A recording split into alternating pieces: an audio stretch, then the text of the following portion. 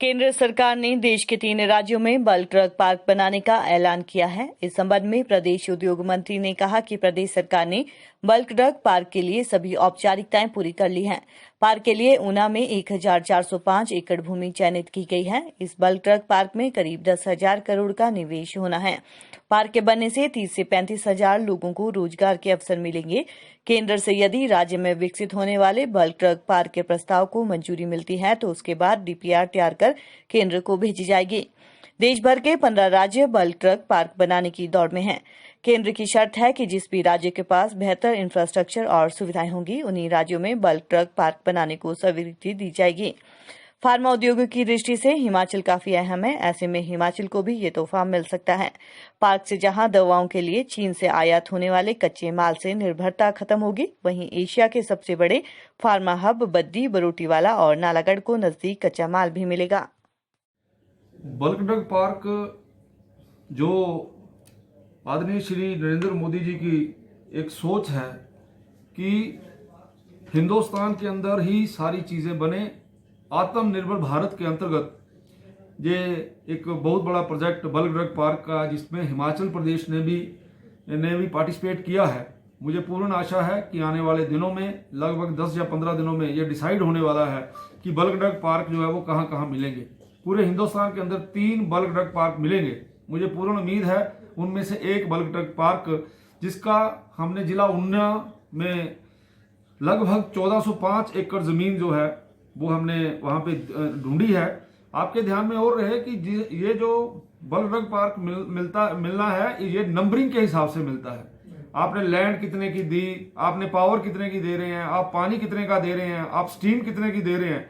और मुझे पूर्ण आशा है कि हमारे ऑफिसर्स ने बड़ी अच्छी मेहनत करके बड़े ही कॉम्पिटेटिव रेट्स इसमें डाले हैं और मुझे लगता है कि इसका फायदा हिमाचल प्रदेश को होगा।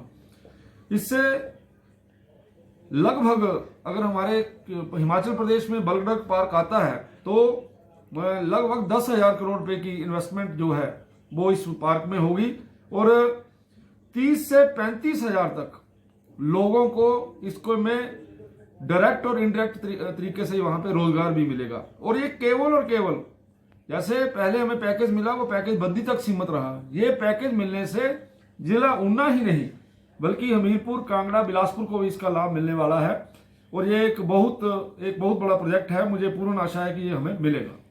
जिस तरह से प्रदेश में जमीन की प्रॉब्लम आती है, बिल्कुल आपको इस बात की खुशी होनी चाहिए कि ईज ऑफ डूइंग बिजनेस में हमने बहुत बड़ी छलांग लगाई है।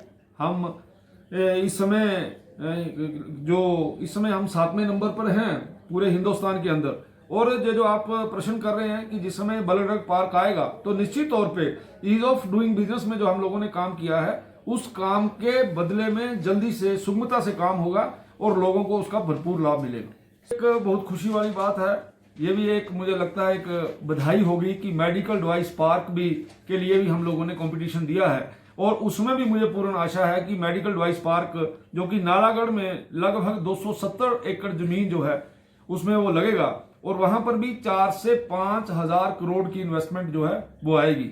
और इसके लिए भी हमने कम्पीट किया है, जैसा मैंने पहले बताया उसी प्रकार से नंबरिंग्स होती हैं और उन नंबरिंग के अंदर भी हिमाचल प्रदेश ठीक बैठेगा और आने वाले दिनों में बल्क ड्रग पार्क और मेडिकल डिवाइस पार्क जो है ये दोनों चीजें हिमाचल प्रदेश को मिलेगी, ऐसी मुझे आशा है।